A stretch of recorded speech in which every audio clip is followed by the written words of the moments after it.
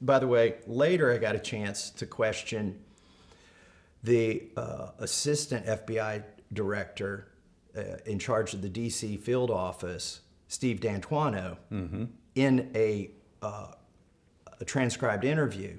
Now, the Judiciary Committee didn't bring him in for that. I was looking at my calendar, and a lot of times these transcribed interviews are just conducted by staff, and even members won't even be in there most of the time, and they could go for several hours. They had brought him in because he was also in charge of the, I'm going to call it, raid on Mar-a-Lago. Right. But he was also involved in Michigan.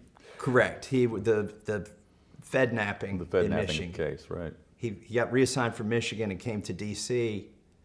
before January 6th. Was it a few months before, or was it just a few months before up in Michigan? Right. Yeah.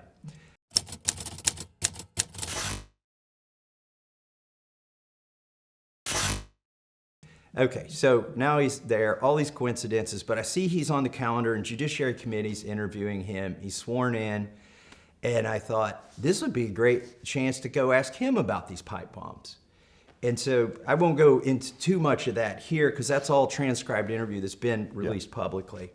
But his answers to my questions, first of all, I was delighted that he didn't just say that's a subject of ongoing investigation I can't answer. He genuinely was answering questions, whether he answered them truthfully or whether he even knew the answers, not sure. But I asked him, would the person who found the second pipe bomb be a suspect? And he said, that's investigation 101. Of course. Right. That person would be, did you interview him? Well, I got no answer there as to whether they interviewed him. Maybe it was something like, well, I'm sure my agents pursued every outlet. So then I asked him about geofencing the phone.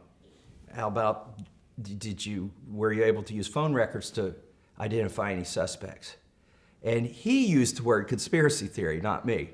He said, oh, I know this sounds like I don't want to start any conspiracy theories or something like that. He said, but the phone data was corrupted from one of the providers, and that compromised our ability to geolocate this person. And I'm like, what? And so, because they had identified virtually everybody on the scene of the Capitol and arrested them, by this time, using geolocation. How was it that it was corrupted for one little spot at one time in history that's very close to everything else?